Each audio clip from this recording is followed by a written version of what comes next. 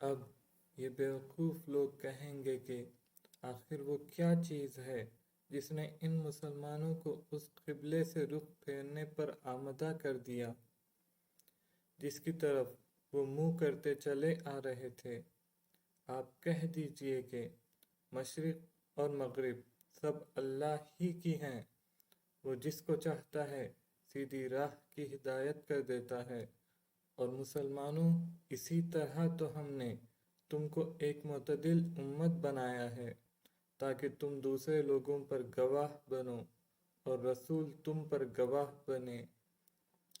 اور جس قبیلے پر تم پہلے کاربند تھے اسے ہم نے کسی اور وجہ سے نہیں بلکہ صرف یہ دیکھنے کے لیے مقرر کیا تھا کہ کون رسول کا حکم مانتا ہے اور کون الٹے پاؤں پھر جاتا ہے، اور اس میں شک نہیں کہ یہ بات تھی بڑی مشکل، لیکن ان لوگوں کے لیے ذرا بھی مشکل نہ ہوئی جن کو اللہ نے ہدایت دے دی تھی۔ اور اللہ تعالیٰ ایسا نہیں کہ تمہارے ایمان کو ضائع کر دے، در حقیقت اللہ لوگوں پر بہت شفقت کرنے والا بڑا مہربان ہے۔ اے پیغمبر، ہم تمہارے چہرے کو بار بار آسمان کی طرف اٹھتے ہوئے دیکھ رہے ہیں، چنانچہ ہم تمہارا رخ ضرور اس قبلے کی طرف پھیر دیں گے جو تمہیں پسند ہے۔ لو، اب اپنا رخ مسجد حرام کی سمت کر لو، اور آئندہ جہاں کہیں تم ہو اپنے چہروں کا رخ نماز پڑھتے ہوئے اسی کی طرف رکھا کرو۔ اور جن لوگوں کو کتاب دی گئی ہے وہ خوب جانتے ہیں کہ یہی بات حق ہے جو ان کے پروردگار کی طرف سے آئی ہے، اور جو کچھ یہ کر رہے ہیں اللہ اس سے غافل نہیں ہے۔ اور جن لوگوں کو کتاب دی گئی تھی اگر تم ان کے پاس ہر قسم کی نشانیاں لے آؤ تب بھی یہ تمہارے قبلے کی پیروی نہیں کریں گے، اور نہ تم ان کے قبلے پر عمل کرنے والے ہو نہ یہ ایک دوسرے کے قبلے پر عمل کرنے والے ہیں۔ اور جو علم تمہارے پاس آ چکا ہے اس کے بعد اگر کہیں تم نے ان کی خواہشات کی پیروی کر لی تو اس صورت میں یقیناً تمہارا شمار ظالموں میں ہوگا۔ جن لوگوں کو ہم نے کتاب دی ہے وہ اس کو اتنی اچھی طرح پہچانتے ہیں جیسے اپنے بیٹوں کو پہچانتے ہیں، اور یقین جانو کہ ان میں سے کچھ لوگوں نے حق کو جان بوجھ کر چھپا رکھا ہے، اور حق وہی ہے جو تمہارے پروردگار کی طرف سے آیا ہے، لہذا شک کرنے والوں میں ہرگز شامل نہ ہو جانا۔ اور ہر گروہ کی ایک سمت ہے جس کی طرف وہ رخ کرتا ہے، لہذا تم نیک کاموں میں ایک دوسرے سے آگے بڑھنے کی کوشش کرو۔ تم جہاں بھی ہوگے اللہ تم سب کو اپنے پاس لے آئے گا، یقیناً اللہ ہر چیز پر قادر ہے۔ اور تم جہاں سے بھی سفر کے لیے نکلو اپنا منہ نماز کے وقت مسجد حرام کی طرف کرو، اور یقیناً یہی بات حق ہے جو تمہارے پروردگار کی طرف سے آئی ہے، اور جو کچھ تم کرتے ہو اللہ اس سے بے خبر نہیں ہے۔ اور جہاں سے بھی تم نکلو اپنا منہ مسجد حرام کی طرف کرو، اور تم جہاں کہیں ہو اپنے چہرے اسی کی طرف رکھو تاکہ لوگوں کو تمہارے خلاف حجت بازی کا موقع نہ ملے۔ البتہ ان میں جو لوگ ظلم کے خوگر ہیں وہ کبھی خاموش نہ ہوں گے، سو ان کا کچھ خوف نہ رکھو، ہاں میرا خوف رکھو، اور تاکہ میں تم پر اپنا انعام مکمل کر دوں اور تاکہ تم ہدایت حاصل کر لو۔ یہ انعام ایسا ہی ہے جیسے ہم نے تمہارے درمیان تم ہی میں سے ایک رسول بھیجا جو تمہارے سامنے ہماری آیتوں کی تلاوت کرتا ہے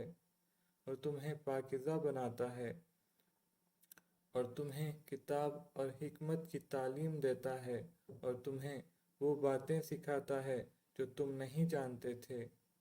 لہٰذا مجھے یاد کرو، میں تمہیں یاد رکھوں گا، اور میرا شکر ادا کرو اور میری ناشکری نہ کرو۔ اے ایمان والوں، صبر اور نماز سے مدد حاصل کرو، بے شک اللہ صبر کرنے والوں کے ساتھ ہے، اور جو لوگ اللہ کے راستے میں قتل ہوں ان کو مردہ نہ کہو، دراصل وہ زندہ ہیں مگر تم کو ان کی زندگی کا احساس نہیں ہوتا۔ اور دیکھو ہم تمہیں آزمائیں گے ضرور، کبھی خوف سے اور کبھی بھوک سے اور کبھی مال و جان اور پھلوں میں کمی کر کے، اور جو لوگ ایسے حالات میں صبر سے کام لیں ان کو خوشخبری سنا دو۔ یہ وہ لوگ ہیں کہ جب ان کو کوئی مصیبت پہنچتی ہے تو یہ کہتے ہیں کہ ہم سب اللہ ہی کے ہیں اور ہم کو اللہ ہی کی طرف لوٹ کر جانا ہے۔ یہ وہ لوگ ہیں جن پر ان کے پروردگار کی طرف سے خصوصی عنایتیں ہیں اور رحمت ہے، اور یہی لوگ ہیں جو ہدایت پر ہیں۔ بے شک صفا اور مروہ اللہ کی نشانیوں میں سے ہیں، لہٰذا جو شخص بھی بیت اللہ کا حج کرے یا عمرہ کرے تو اس کے لیے اس بات میں کوئی گناہ نہیں ہے کہ وہ ان کے درمیان چکر لگائے، اور جو شخص خوشی سے کوئی بھلائی کا کام کرے تو اللہ یقیناً قدردان اور جاننے والا ہے۔ بے شک وہ لوگ جو ہماری نازل کی ہوئی روشن دلیلوں اور ہدایت کو چھپاتے ہیں، باوجود یہ کہ ہم انہیں کتاب میں کھول کھول کر لوگوں کے لیے بیان کر چکے ہیں، تو ایسے لوگوں پر اللہ بھی لعنت بھیجتا ہے اور دوسرے لعنت کرنے والے بھی لعنت بھیجتے ہیں۔ ہاں وہ لوگ جنہوں نے توبہ کر لی ہو اور اپنی اصلاح کر لی ہو اور چھپائی ہوئی باتوں کو کھول کھول کر بیان کر دیا ہو تو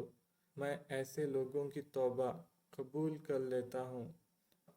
اور میں توبہ قبول کرنے کا خوگر ہوں، بڑا رحمت والا۔ بے شک وہ لوگ جنہوں نے کفر اختیار کیا اور کافر ہونے کی حالت میں مرے، ان پر اللہ کی اور فرشتوں کی اور سارے انسانوں کی لعنت ہے۔ وہ ہمیشہ اسی پھٹکار میں رہیں گے، نہ ان پر سے عذاب کو ہلکا کیا جائے گا اور نہ ان کو مہلت دی جائے گی۔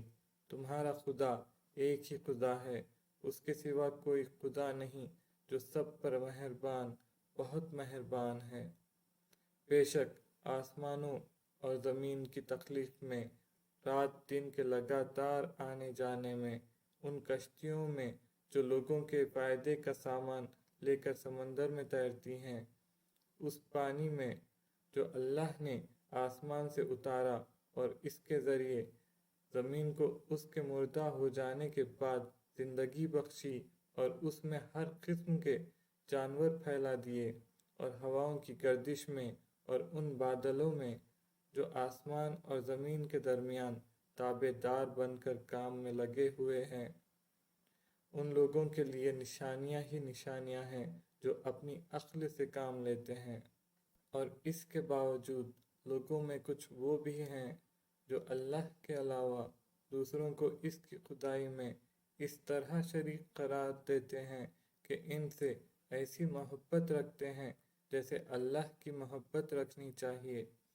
اور جو لوگ ایمان لا چکے ہیں وہ اللہ ہی سے سب سے زیادہ محبت رکھتے ہیں، اور کاش کہ یہ ظالم جب دنیا میں کوئی تکلیف دیکھتے ہیں اسی وقت یہ سمجھ لیا کریں کہ تمام تر طاقت اللہ ہی کو حاصل ہے، اور یہ کہ اللہ کا عذاب آخرت میں اس وقت بڑا سخت ہوگا جب وہ پیشوا جن کے پیچھے یہ لوگ چلتے رہے ہیں اپنے پیروکاروں سے مکمل بے تعلقی کا اعلان کریں گے، اور یہ سب لوگ عذاب کو اپنی آنکھوں کے سامنے دیکھ لیں گے، اور ان کے تمام باہمی رشتے کٹ کر رہ جائیں گے، اور جنہوں نے ان پیشواؤں کی پیروی کی تھی وہ کہیں گے کہ کاش ہمیں ایک مرتبہ پھر دنیا میں لوٹنے کا موقع دے دیا جائے تو ہم بھی ان پیشواؤں سے اسی طرح بے تعلقی کا اعلان کریں جیسے انہوں نے ہم سے بے تعلقی کا اعلان کیا ہے۔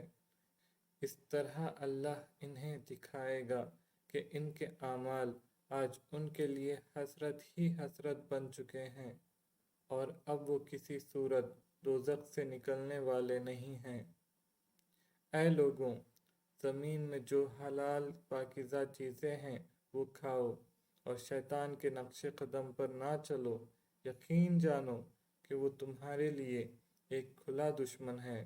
وہ تو تم کو یہی حکم دے گا کہ تم بدی اور بے حیائی کے کام کرو، اور اللہ کے ذمے وہ باتیں لگاؤ جن کا تمہیں علم نہیں ہے۔ اور جب ان کافروں سے کہا جاتا ہے کہ اس کلام کی پیروی کرو جو اللہ نے اتارا ہے، تو وہ کہتے ہیں کہ نہیں، ہم تو ان باتوں کی پیروی کریں گے جن پر ہم نے اپنے باپ داداؤں کو پایا ہے۔ بھلا کیا اس صورت میں بھی ان کو یہی چاہیے جب ان کے باپ دادے دین کی ذرا بھی سمجھ نہ رکھتے ہوں اور انہوں نے کوئی آسمانی ہدایت بھی حاصل نہ کی ہو، اور جن لوگوں نے کفر کو اپنا لیا ہے، ان کو حق کی دعوت دینے کی مثال کچھ ایسی ہے جیسے کوئی شخص ان جانوروں کو زور زور سے بلائے جو ہانک پکار کے سوا کچھ نہیں سنتے۔ یہ بہرے، گونگے، اندھے ہیں، لہذا کچھ نہیں سمجھتے۔ اے ایمان والوں، جو پاکیزہ چیزیں ہم نے تمہیں رزق کے طور پر عطا کی ہیں، ان میں سے جو چاہو کھاؤ، اور اللہ کا شکر ادا کرو، اگر واقعی تم صرف اسی کی بندگی کرتے ہو۔ اس نے تو تمہارے لیے بس مردار جانور، خون اور سور حرام کیا ہے، نیز وہ جانور جس پر اللہ کے سوا کسی اور کا نام پکارا گیا ہو۔ ہاں، اگر کوئی شخص انتہائی مجبوری کی حالت میں ہو اور ان چیزوں میں سے کچھ کھا لے، جبکہ اس کا مقصد نہ لذت حاصل کرنا ہو اور نہ وہ ضرورت کی حد سے آگے بڑھے، تو اس پر کوئی گناہ نہیں۔ یقیناً اللہ بہت بخشنے والا، بڑا مہربان ہے۔ حقیقت یہ ہے کہ جو لوگ اللہ کی نازل کی ہوئی کتاب کو چھپاتے ہیں اور اس کے بدلے تھوڑی سی قیمت وصول کر لیتے ہیں، وہ اپنے پیٹ میں آگ کے سوا کچھ نہیں بھر رہے۔ قیامت کے دن اللہ ان سے کلام بھی نہیں کرے گا اور نہ ان کو پاک کرے گا، اور ان کے لیے دردناک عذاب ہے۔ یہ وہ لوگ ہیں جنہوں نے ہدایت کے بدلے گمراہی اور مغفرت کے بدلے عذاب کی خریداری کر لی ہے۔ چنانچہ اندازہ کرو کہ یہ دوزخ کی آگ سہنے کے لیے کتنے تیار ہیں۔ یہ سب کچھ اس لیے ہوگا کہ اللہ نے حق پر مشتمل کتاب اتاری ہے، اور جن لوگوں نے ایسی کتاب کے بارے میں مخالفت کا رویہ اختیار کیا ہے، وہ زدہ زدی میں بہت دور نکل گئے ہیں۔ نیکی بس یہی تو نہیں ہے کہ اپنے چہرے مشرق یا مغرب کی طرف کر لو، بلکہ نیکی یہ ہے کہ لوگ اللہ پر، آخرت کے دن پر، فرشتوں پر اور اللہ کی کتابوں اور ان کے نبیوں پر ایمان لائیں، اور اللہ کی محبت میں اپنا مال رشتہ داروں، یتیموں، مسکینوں، مسافروں اور سائلوں کو دیں، اور غلاموں کو آزاد کرانے میں خرچ کریں، اور نماز قائم کریں اور زکوٰۃ ادا کریں، اور جب کوئی عہد کر لیں تو اپنے عہد کو پورا کرنے کے عادی ہوں، اور تنگی اور تکلیف میں، نیز جنگ کے وقت صبر و استقلال کے خوگر ہوں۔ ایسے لوگ ہیں جو سچے کہلانے کے مستحق ہیں، اور یہی لوگ ہیں جو متقی ہیں۔ اے ایمان والوں، جو لوگ جان بوجھ کر ناحق قتل کر دیے جائیں، ان کے بارے میں تم پر قصاص کا حکم فرض کر دیا گیا ہے۔ آزاد کے بدلے آزاد، غلام کے بدلے غلام، اور عورت کے بدلے عورت ہی کو قتل کیا جائے۔ پھر اگر قاتل کو اس کے بھائی یعنی مقتول کے وارث کی طرف سے کچھ معافی دے دی جائے تو معروف طریقے کے مطابق خون بہا کا مطالبہ کرنا وارث کا حق ہے اور اسے کچھ اسلوبی سے ادا کرنا قاتل کا فرض ہے۔ یہ تمہارے پروردگار کی طرف سے ایک آسانی پیدا کی گئی ہے اور ایک رحمت ہے۔ اس کے بعد بھی کوئی زیادتی کرے تو وہ دردناک عذاب کا مستحق ہے۔ اور اے عقل رکھنے والوں، تمہارے لیے قصاص میں زندگی کا سامان ہے۔ امید ہے کہ تم اس کی خلاف ورزی سے بچو گے۔ تم پر فرض کیا گیا ہے کہ اگر تم میں سے کوئی اپنے پیچھے مال چھوڑ کر جانے والا ہو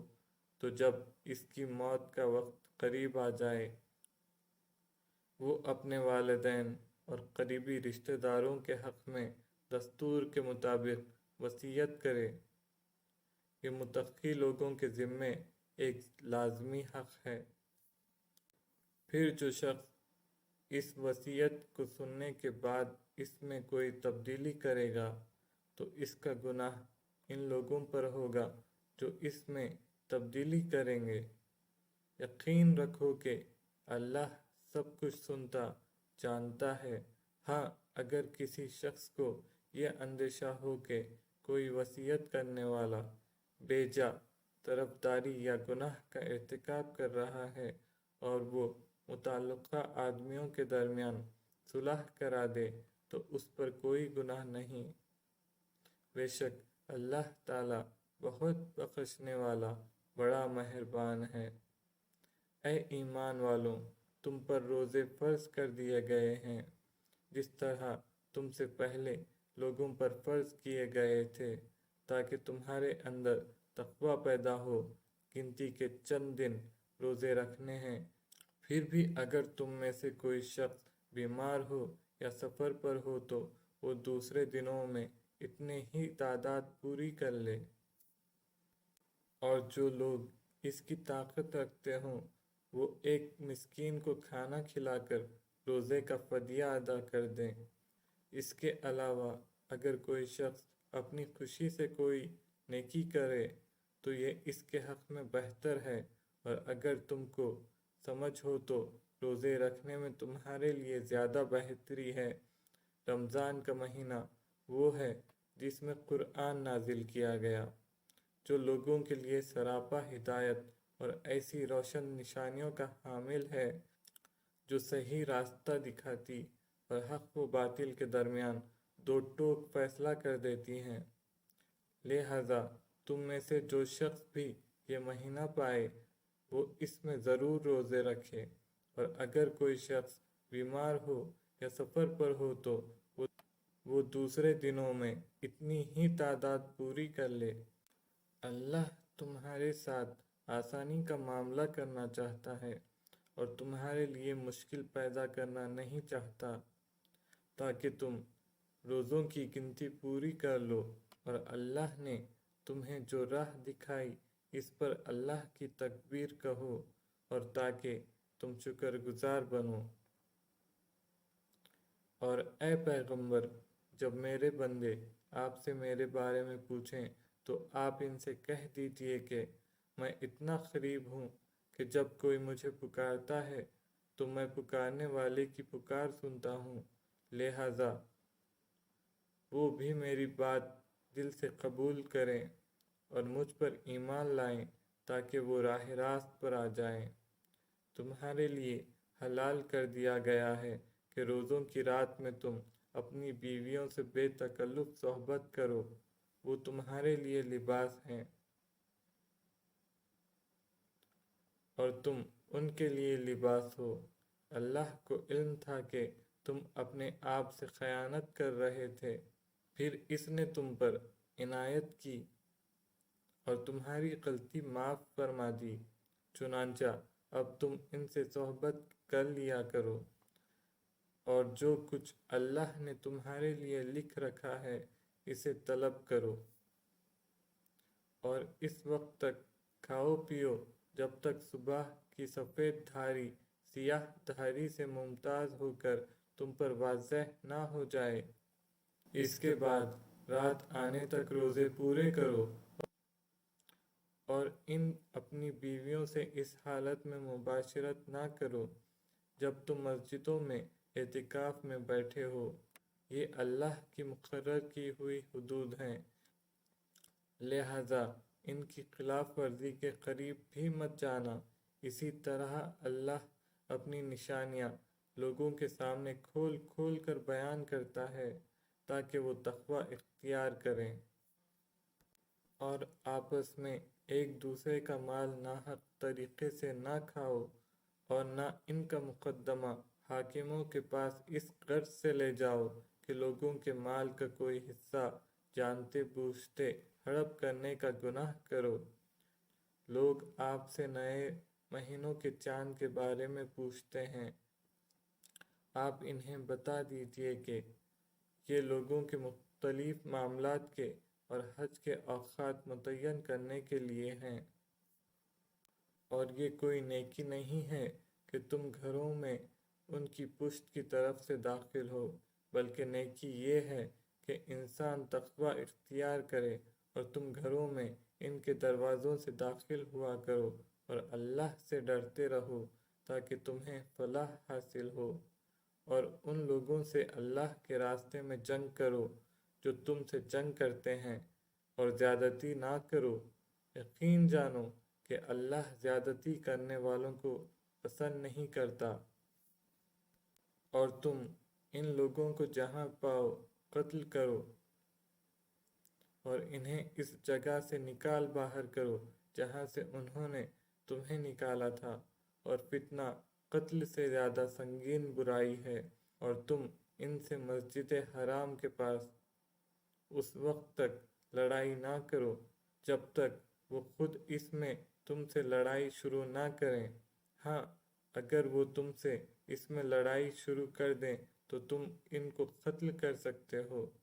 ایسے کافروں کی سزا یہی ہے۔ پھر اگر وہ باز آ جائیں تو بے شک اللہ بہت بخشنے والا بڑا مہربان ہے۔ اور تم ان سے لڑتے رہو یہاں تک کہ فتنہ باقی نہ رہے اور دین اللہ کا ہو جائے۔ پھر اگر وہ باز آ جائیں تو سمجھ لو کہ تشدد سوائے ظالموں کے کسی پر نہیں ہونا چاہیے۔ حرمت والے مہینے کا بدلہ حرمت والا مہینہ ہے، اور حرمتوں پر بھی بدلے کے احکام جاری ہوتے ہیں۔ چنانچہ اگر کوئی شخص تم پر کوئی زیادتی کرے تو تم بھی ویسی ہی زیادتی اس پر کرو جیسی زیادتی اس نے تم پر کی ہو، اور اللہ سے ڈرتے رہو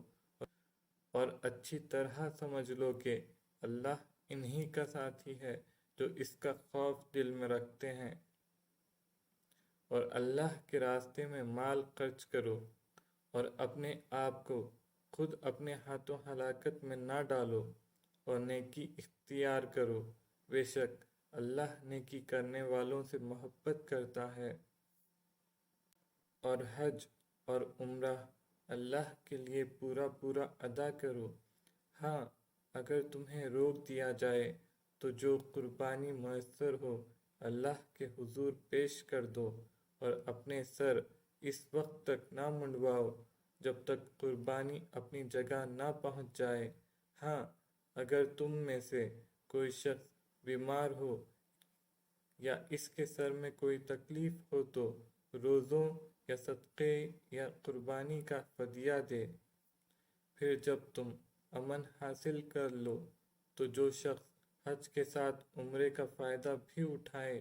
وہ جو قربانی میسر ہو اللہ کے حضور پیش کرے۔ ہاں، اگر کسی کے پاس اس کی طاقت نہ ہو تو وہ حج کے دنوں میں 3 روزے رکھے اور 7 روزے اس وقت جب تم گھروں کو لوٹ جاؤ، اس طرح یہ کل 10 روزے ہوں گے۔ یہ حکم ان لوگوں کے لیے ہے جن کے گھر والے مسجد حرام کے پاس نہ رہتے ہوں، اور اللہ سے ڈرتے رہو اور جان رکھو کہ اللہ کا عذاب بڑا سخت ہے۔ حج کے چند متعین مہینے ہیں، چنانچہ جو شخص ان مہینوں میں احرام باندھ کر اپنے اوپر حج لازم کر لے تو حج کے دوران نہ وہ کوئی فحش بات کرے، نہ کوئی گناہ، نہ کوئی جھگڑا، اور تم جو کوئی نیک کام کرو گے اللہ اسے جان لے گا۔ اور حج کے سفر میں زادی راہ ساتھ لے جایا کرو، کیونکہ بہترین زادی راہ تقویٰ ہے۔ اور اے عقل والوں، میری نافرمانی سے ڈرتے رہو۔ تم پر اس بات میں کوئی گناہ نہیں ہے کہ تم حج کے دوران تجارت یا مزدوری کے ذریعے اپنے پروردگار کا فضل تلاش کرو۔ پھر جب تم عرفات سے روانہ ہو تو مشعر حرام کے پاس جو مزدلفہ میں واقع ہے اللہ کا ذکر کرو، اور اس کا ذکر اسی طرح کرو جس طرح اس نے تمہیں ہدایت کی ہے،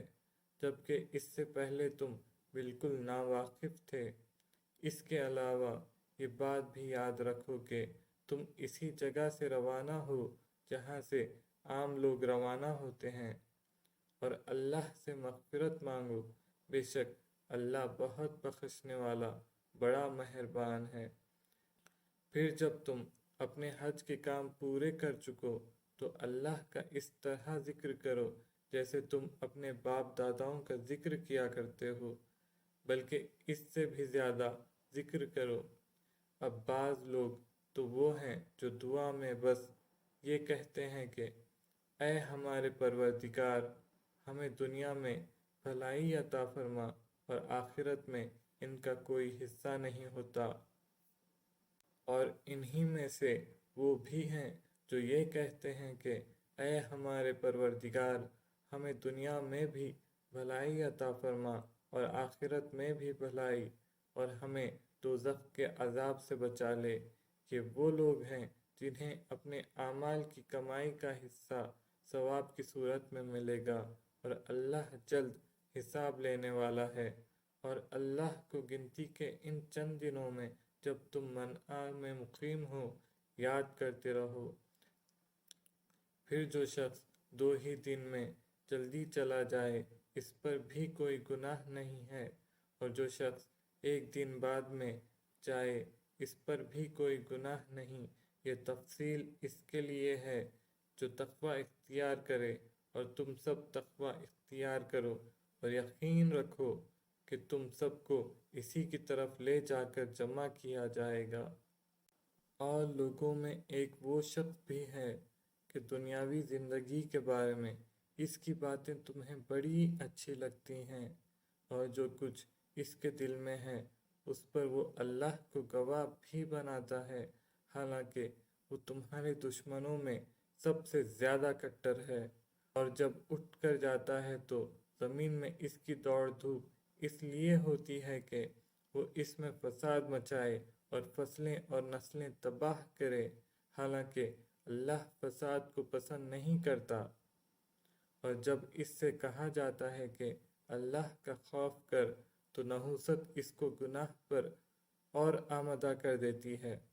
چنانچہ ایسے شخص کو تو جہنم ہی راس آئے گی، اور یقین کرو وہ بہت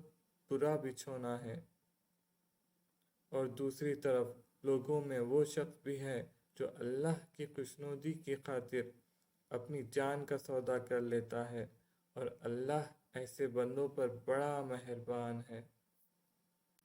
اے ایمان والوں، اسلام میں پورے کے پورے داخل ہو جاؤ اور شیطان کے نقش قدم پر نہ چلو، یقین جانو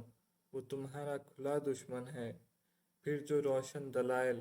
تمہارے پاس آ چکے ہیں، اگر تم ان کے بعد بھی راہ راست سے پھسل گئے تو یاد رکھو کہ اللہ اقتدار میں بھی کامل ہے، حکمت میں بھی کامل۔ یہ کفار ایمان لانے کے لیے اس کے سوا کس بات کا انتظار کر رہے ہیں کہ اللہ خود بادل کے سائبانوں میں ان کے سامنے آ موجود ہو، اور فرشتے بھی اس کے ساتھ ہوں، اور سارا معاملہ ابھی چکا دیا جائے۔ حالانکہ آخر کار سارے معاملات اللہ ہی کی طرف تو لوٹ کر رہیں گے۔ بنی اسرائیل سے پوچھو، ہم نے ان کو کتنی ساری کھلی نشانیاں دی تھیں، اور جس شخص کے پاس اللہ کی نعمت آ چکی ہو پھر وہ اس کو بدل ڈالے تو اسے یاد رکھنا چاہیے کہ اللہ کا عذاب بڑا سخت ہے۔ جن لوگوں نے کفر اپنا لیا ہے ان کے لیے دنیاوی زندگی بڑی دلکش بنا دی گئی ہے، اور وہ اہل ایمان کا مذاق اڑاتے ہیں، حالانکہ جنہوں نے تقوی اختیار کیا ہے وہ قیامت کے دن ان سے کہیں بلند ہوں گے، اور اللہ جس کو چاہتا ہے بے حساب رزق دیتا ہے۔ شروع میں سارے انسان ایک ہی دین کے پیرو تھے، پھر جب ان میں اختلاف ہوا تو اللہ نے نبی بھیجے جو حق والوں کو خوشخبری سناتے اور باطل والوں کو ڈراتے تھے، اور ان کے ساتھ حق پر مشتمل کتاب نازل کی تاکہ وہ لوگوں کے درمیان ان باتوں کا فیصلہ کرے جن میں ان کا اختلاف تھا۔ اور افسوس کی بات یہ ہے کہ کسی اور نے نہیں بلکہ خود انہوں نے جن کو وہ کتاب دی گئی تھی روشن دلائل آ جانے کے بعد بھی صرف باہمی ضد کی وجہ سے اسی کتاب میں اختلاف نکال لیا۔ پھر جو لوگ ایمان لائے اللہ نے انہیں اپنے حکم سے حق کی ان باتوں میں راہ راست تک پہنچایا جن میں انہوں نے اختلاف کیا تھا، اور اللہ جسے چاہتا ہے راہ راست تک پہنچا دیتا ہے۔ مسلمانوں، کیا تم نے یہ سمجھ رکھا ہے کہ تم جنت میں یوں ہی داخل ہو جاؤ گے، حالانکہ ابھی تمہیں اس جیسے حالات پیش نہیں آئے جیسے ان لوگوں کو پیش آئے تھے جو تم سے پہلے ہو گزرے ہیں۔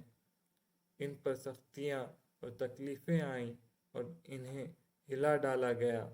یہاں تک کہ رسول اور ان کے ایمان والے ساتھی بول اٹھے کہ اللہ کی مدد کب آئے گی؟ یاد رکھو اللہ کی مدد نزدیک ہے۔ لوگ آپ سے پوچھتے ہیں کہ وہ اللہ کی خوشنودی کے لیے کیا خرچ کریں۔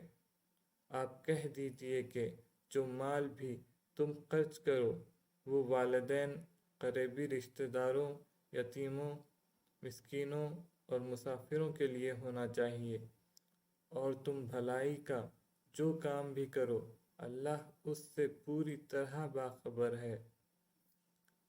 تم پر دشمنوں سے جنگ کرنا فرض کیا گیا ہے، اور وہ تم پر گراں ہیں، اور یہ عین ممکن ہے کہ تم ایک چیز کو برا سمجھو حالانکہ وہ تمہارے حق میں بہتر ہو، اور یہ بھی ممکن ہے کہ تم ایک چیز کو پسند کرو حالانکہ وہ تمہارے حق میں بری ہو، اور اصل حقیقت تو اللہ جانتا ہے اور تم نہیں جانتے۔ لوگ آپ سے حرمت والے مہینے کے بارے میں پوچھتے ہیں کہ اس میں جنگ کرنا کیسا ہے۔ آپ کہہ دیجئے کہ اس میں جنگ کرنا بڑا گناہ ہے، مگر لوگوں کو اللہ کے راستے سے روکنا، اس کے خلاف کفر کی روش اختیار کرنا، مسجد حرام پر بندش لگانا اور اس کے باسیوں کو وہاں سے نکال باہر کرنا اللہ کے نزدیک زیادہ بڑا گناہ ہے، اور فتنہ قتل سے بھی زیادہ سنگین چیز ہے، اور یہ کافر تم لوگوں سے برابر جنگ کرتے رہے ہیں، یہاں تک کہ اگر ان کا بس چلے تو یہ تم کو تمہارا دین چھوڑنے پر آمادہ کر دیں، اور اگر تم میں سے کوئی شخص اپنا دین چھوڑ دے اور کافر ہونے کی حالت میں مرے تو ایسے لوگوں کے اعمال دنیا اور آخرت دونوں میں اکارت ہو جائیں گے۔ ایسے لوگ دوزخ والے ہیں، وہ ہمیشہ اسی میں رہیں گے۔ اس کے برخلاف جو لوگ ایمان لائے اور جنہوں نے ہجرت کی اور اللہ کے راستے میں جہاد کیا تو وہ بے شک اللہ کی رحمت کے امیدوار ہیں، اور اللہ بہت بخشنے والا بڑا مہربان ہے۔ لوگ آپ سے شراب اور جوئے کے بارے میں پوچھتے ہیں، آپ کہہ دیجئے کہ ان دونوں میں بڑا گناہ بھی ہے اور لوگوں کے لیے کچھ فائدے بھی ہیں، اور ان دونوں کا گناہ ان کے فائدے سے زیادہ بڑھا ہوا ہے۔ اور لوگ آپ سے پوچھتے ہیں کہ وہ اللہ کی خوشنودی کے لیے کیا خرچ کریں، آپ کہہ دیجئے کہ جو تمہاری ضرورت سے زائد ہو۔ اللہ اسی طرح اپنے احکام تمہارے لیے صاف صاف بیان کرتا ہے تاکہ تم غور و فکر سے کام لو، دنیا کے بارے میں بھی اور آخرت کے بارے میں بھی۔ اور لوگ آپ سے یتیموں کے بارے میں پوچھتے ہیں، آپ کہہ دیجئے کہ ان کی بھلائی چاہنا نیک کام ہے، اور اگر تم ان کے ساتھ مل جل کر رہو تو کچھ حرج نہیں، کیونکہ وہ تمہارے بھائی ہی تو ہیں، اور اللہ خوب جانتا ہے کہ کون معاملات بگاڑنے والا ہے اور کون سنوارنے والا۔ اور اگر اللہ چاہتا تو تمہیں مشکل میں ڈال دیتا، یقیناً اللہ کا اقتدار بھی کامل ہے، حکمت بھی کامل۔ اور مشرک عورتوں سے اس وقت تک نکاح نہ کرو جب تک وہ ایمان نہ لے آئیں، یقیناً ایک مومن باندی کسی بھی مشرک عورت سے بہتر ہے، خواہ وہ مشرک عورت تمہیں پسند آ رہی ہو۔ اور اپنی عورتوں کا نکاح مشرک مردوں سے نہ کراؤ جب تک وہ ایمان نہ لے آئیں، اور یقیناً ایک مومن غلام کسی بھی مشرک مرد سے بہتر ہے، خواہ وہ مشرک مرد تمہیں پسند آ رہا ہو۔ یہ سب دوزخ کی طرف بلاتے ہیں، جبکہ اللہ اپنے حکم سے جنت اور مغفرت کی طرف بلاتا ہے، اور اپنے احکام لوگوں کے سامنے صاف صاف بیان کرتا ہے تاکہ وہ نصیحت حاصل کریں۔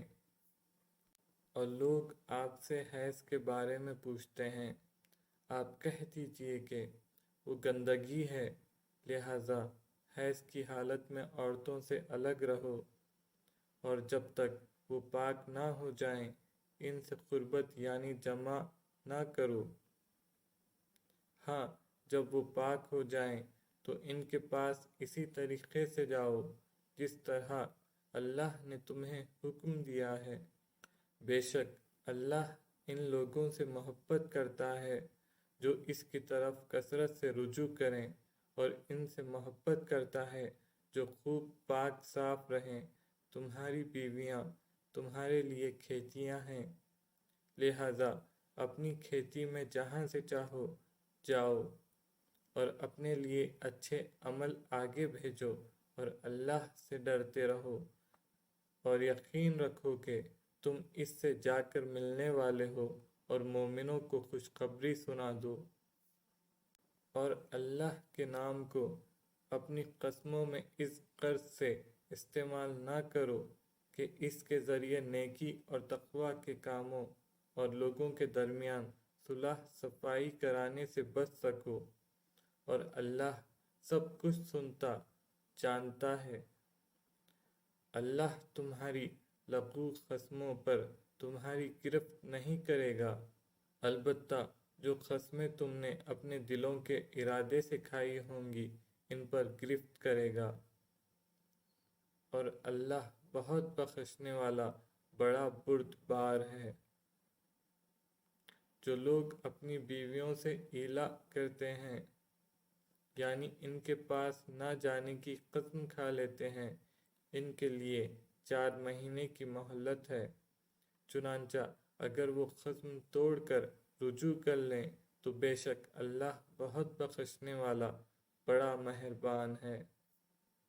اور اگر انہوں نے طلاق ہی کی ٹھان لی ہو تو بھی اللہ سننے جاننے والا ہے۔ اور جن عورتوں کو طلاق دے دی گئی ہو وہ 3 مرتبہ حیض آنے تک اپنے آپ کو انتظار میں رکھیں، اور اگر وہ اللہ پر اور آخرت کے دن پر ایمان رکھتی ہوں تو ان کے لیے حلال نہیں ہے کہ اللہ نے ان کے رحم میں جو کچھ حمل یا حیض پیدا کیا ہے اسے چھپائیں، اور اس مدت میں اگر ان کے شوہر حالات بہتر بنانا چاہیں تو ان کو حق ہے کہ وہ ان عورتوں کو اپنی زوجیت میں واپس لے لیں اور ان عورتوں کو معروف طریقے کے مطابق ویسے ہی حقوق حاصل ہیں جیسے مردوں کو ان پر حاصل ہیں۔ ہاں، مردوں کو ان پر ایک درجہ فوقیت ہے اور اللہ غالب اور حکمت والا ہے۔ طلاق زیادہ سے زیادہ 2 بار ہونی چاہیے۔ اس کے بعد شوہر کے لیے 2 ہی راستے ہیں، یا تو قاعدے کے مطابق بیوی کو روک رکھے یعنی طلاق سے رجوع کر لے، یا خوش اسلوبی سے چھوڑ دے یعنی رجوع کے بغیر عدت گزر جانے دے۔ اور اے شوہروں، تمہارے لیے حلال نہیں ہے کہ تم نے ان بیویوں کو جو کچھ دیا ہو وہ طلاق کے بدلے ان سے واپس لو، الا یہ کہ دونوں کو اس بات کا اندیشہ ہو کہ وہ نکاح باقی رہنے کی صورت میں اللہ کی مقرر کی ہوئی حدود کو قائم نہیں رکھ سکیں گے۔ چنانچہ اگر تمہیں اس بات کا اندیشہ ہو کہ وہ دونوں اللہ کی حدود کو قائم نہ رکھ سکیں گے تو ان دونوں کے لیے اس میں کوئی گناہ نہیں ہے کہ عورت مالی معاوضہ دے کر علیحدگی حاصل کر لے۔ یہ اللہ کی مقرر کی ہوئی حدود ہیں، لہذا ان سے تجاوز نہ کرو، اور جو لوگ اللہ کی حدود سے تجاوز کرتے ہیں وہ بڑے ظالم لوگ ہیں۔ پھر اگر شوہر تیسری طلاق دے دے تو وہ متعلقہ عورت اس کے لیے اس وقت تک حلال نہیں ہوگی جب تک وہ کسی اور شوہر سے نکاح نہ کرے۔ ہاں، اگر وہ دوسرا شوہر بھی اسے طلاق دے دے تو ان دونوں پر کوئی گناہ نہیں کہ وہ ایک دوسرے کے پاس نیا نکاح کر کے دوبارہ واپس آ جائیں، بشرط یہ کہ انہیں یہ غالب گمان ہو کہ اب وہ اللہ کی حدود قائم رکھیں گے، اور یہ سب اللہ کی حدود ہیں جو ان لوگوں کے لیے واضح کر رہا ہے جو سمجھ رکھتے ہوں۔ اور جب تم نے عورتوں کو طلاق دے دی ہو اور وہ اپنی عدت کے قریب پہنچ جائیں تو یا تو ان کو بھلائی کے ساتھ اپنی زوجیت میں روک رکھو، یا انہیں بھلائی کے ساتھ چھوڑ دو اور انہیں ستانے کی خاطر اس لیے روک کر نہ رکھو کہ ان پر ظلم کر سکو، اور جو شخص ایسا کرے گا وہ خود اپنی جان پر ظلم کرے گا۔ اور اللہ کی آیتوں کو مذاق مت بناؤ، اور اللہ نے تم پر جو انعام فرمایا ہے اسے اور تم پر جو کتاب اور حکمت کی باتیں تمہیں نصیحت کرنے کے لیے نازل کی ہیں انہیں یاد رکھو، اور اللہ سے ڈرتے رہو، اور جان رکھو کہ اللہ ہر چیز کو خوب جانتا ہے۔ اور جب تم نے عورتوں کو طلاق دے دی ہو اور وہ اپنی عدت کو پہنچ جائیں تو اے میکے والوں، انہیں اس بات سے منع نہ کرو کہ وہ اپنے پہلے شوہروں سے دوبارہ نکاح کریں، بشرط یہ کہ وہ بھلائی کے ساتھ ایک دوسرے سے راضی ہو گئے ہوں۔ ان باتوں کی نصیحت تم میں سے ان لوگوں کو کی جا رہی ہے جو اللہ اور یوم آخرت پر ایمان رکھتے ہوں۔ یہی تمہارے لیے زیادہ ستھرا اور پاکیزہ طریقہ ہے، اللہ جانتا ہے اور تم نہیں جانتے۔ اور مائیں اپنے بچوں کو پورے 2 سال تک دودھ پلائیں، یہ مدت ان کے لیے ہے جو دودھ پلانے کی مدت پوری کرنا چاہیں، اور جس باپ کا وہ بچہ ہے اس پر واجب ہے کہ وہ معروف طریقے پر ان ماؤں کے کھانے اور لباس کا خرچ اٹھائے۔ ہاں، کسی شخص کو اس کی وسعت سے زیادہ تکلیف نہیں دی جاتی، نہ تو ماں کو اپنے بچے کی وجہ سے ستایا جائے اور نہ باپ کو اپنے بچے کی وجہ سے، اور اسی طرح کی ذمہ داری وارث پر بھی ہے۔ پھر اگر وہ دونوں یعنی والدین آپس کی رضامندی اور باہمی مشورے سے 2 سال گزرنے سے پہلے ہی دودھ چھڑانا چاہیں تو اس میں بھی ان پر کوئی گناہ نہیں ہے، اور اگر تم یہ چاہو کہ اپنے بچوں کو کسی انا سے دودھ پلاؤ تو بھی تم پر کوئی گناہ نہیں، جبکہ تم نے جو اجرت ٹھہرائی تھی وہ دودھ پلانے والی انا کو بھلے طریقے سے دے دو، اور اللہ سے ڈرتے رہو اور جان رکھو کہ اللہ تمہارے سارے کاموں کو اچھی طرح دیکھ رہا ہے۔ اور تم میں سے جو لوگ وفات پا جائیں اور بیویاں چھوڑ کر جائیں تو وہ بیویاں اپنے آپ کو 4 مہینے اور 10 دن انتظار میں رکھیں گی۔ پھر جب وہ اپنی عدت کی میعاد کو پہنچ جائیں تو وہ اپنے بارے میں جو کارروائی مثلاً دوسرا نکاح قاعدے کے مطابق کریں تو تم پر کچھ گناہ نہیں، اور جو کچھ تم کرتے ہو اللہ اس سے پوری طرح باخبر ہے۔ اور عدت کے دوران اگر تم ان عورتوں کو اشارے کنائے میں نکاح کا پیغام دو یا ان سے نکاح کا ارادہ دل میں چھپائے رکھو تو تم پر کوئی گناہ نہیں ہے۔ اللہ جانتا ہے کہ تم ان سے نکاح کا خیال تو دل میں لاؤ گے، لیکن ان سے نکاح کا 2 طرفہ معاہدہ مت کرنا، الا یہ کہ مناسب طریقے سے کوئی بات کہہ دو، اور نکاح کا عقد پکا کرنے کا اس وقت تک ارادہ بھی مت کرنا جب تک عدت کی مقررہ مدت اپنی میعاد کو نہ پہنچ جائے، اور یاد رکھو کہ جو کچھ تمہارے دلوں میں ہے اللہ اسے خوب جانتا ہے، لہٰذا اس سے ڈرتے رہو اور یاد رکھو کہ اللہ بہت بخشنے والا بڑا بردبار ہے۔ تم پر اس میں بھی کوئی گناہ نہیں ہے کہ تم عورتوں کو ایسے وقت طلاق دو جبکہ ابھی تم نے ان کو چھوا بھی نہ ہو اور نہ ان کے لیے کوئی مہر مقرر کیا ہو، اور ایسی صورت میں ان کو کوئی تحفہ دو۔ خوشحال شخص اپنی حیثیت کے مطابق اور قریب آدمی اپنی حیثیت کے مطابق بھلے طریقے سے یہ تحفہ دے، یہ نیک آدمیوں پر ایک لازمی حق ہے۔ اور اگر تم نے انہیں چھونے سے پہلے ہی اس حالت میں طلاق دی ہو جبکہ ان کے لیے نکاح کے وقت کوئی مہر مقرر کر لیا تھا تو جتنا مہر تم نے مقرر کیا تھا اس کا آدھا دینا واجب ہے،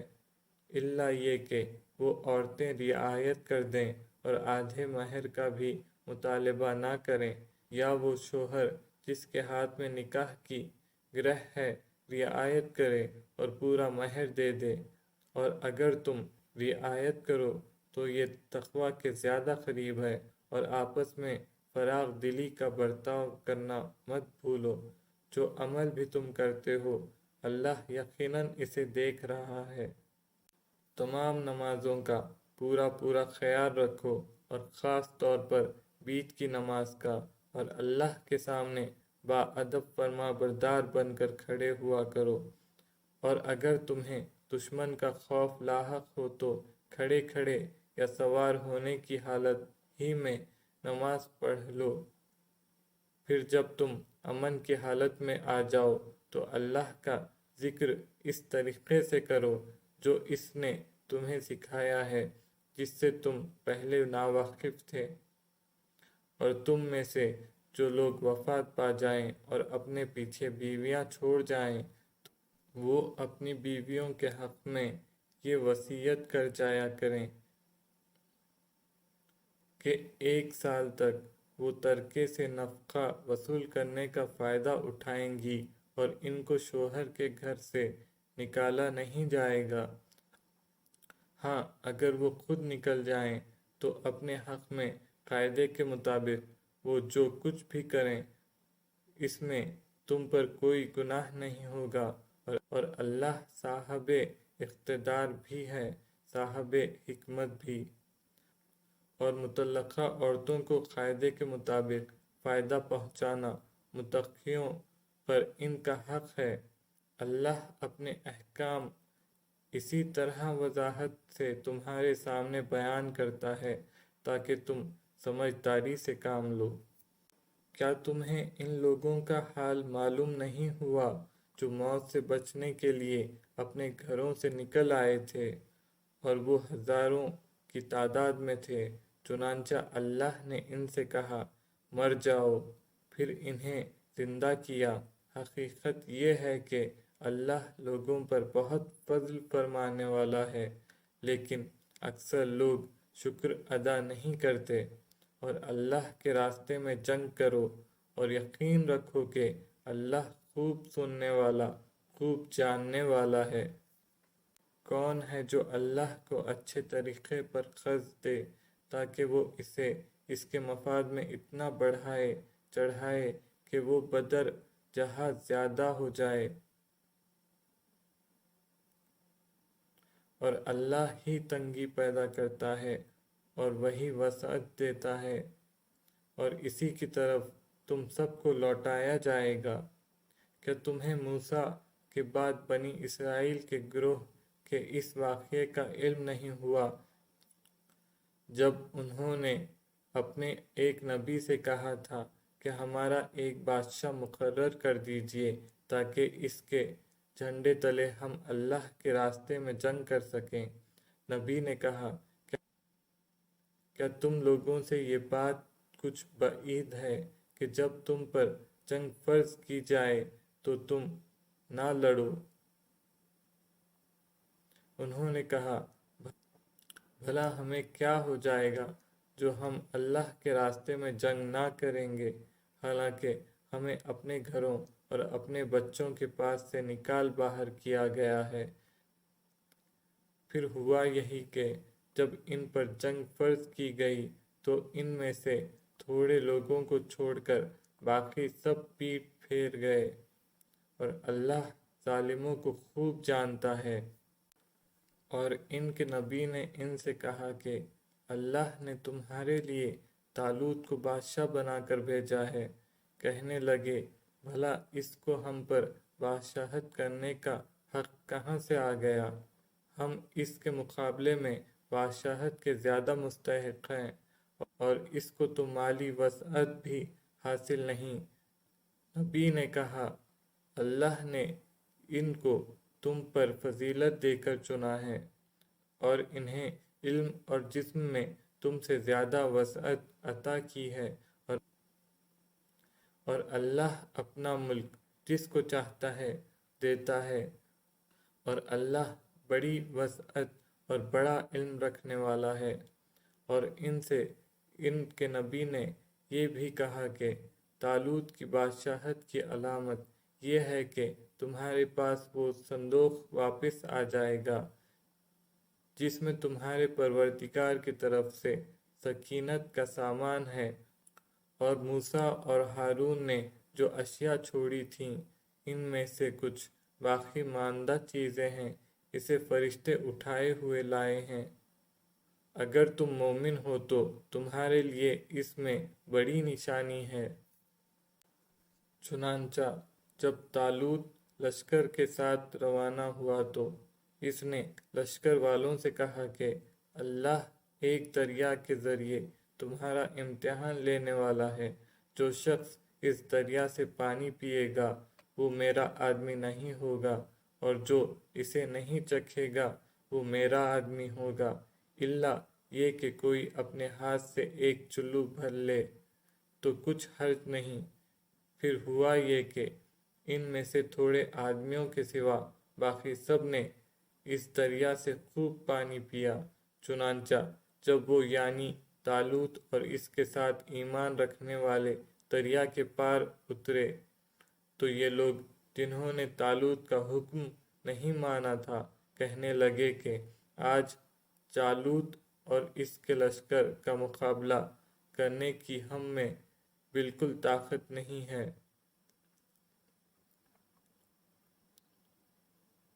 مگر جن لوگوں کا ایمان تھا کہ وہ اللہ سے جا ملنے والے ہیں، انہوں نے کہا کہ نہ جانے کتنی چھوٹی جماعتیں ہیں جو اللہ کے حکم سے بڑی جماعتوں پر غالب آئی ہیں، اور اللہ ان لوگوں کا ساتھی ہے جو صبر سے کام لیتے ہیں۔ اور جب یہ لوگ جالوت اور اس کے لشکروں کے آمنے سامنے ہوئے تو انہوں نے کہا، اے ہمارے پروردگار، صبر و استقلال کی صفت ہم پر انڈیل دے، ہمیں ثابت قدمی بخش دے اور ہمیں اس کافر قوم کے مقابلے میں فتح و نصرت عطا فرما دے۔ چنانچہ انہوں نے اللہ کے حکم سے ان جالوت کے ساتھیوں کو شکست دی، اور داؤد نے جالوت کو قتل کیا، اور اللہ نے اس کو سلطنت اور دانائی عطا کی، اور جو علم چاہا اس کو عطا فرمایا۔ اگر اللہ لوگوں کا ایک دوسرے کے ذریعے دفاع نہ کرے تو زمین میں فساد پھیل جائے، لیکن اللہ تمام جہانوں پر بڑا فضل فرمانے والا ہے۔ یہ اللہ کی آیات ہیں جو ہم آپ کے سامنے ٹھیک ٹھیک پڑھ کر سناتے ہیں، اور آپ بے شک ان پیغمبروں میں سے ہیں جو رسول بنا کر بھیجے گئے ہیں۔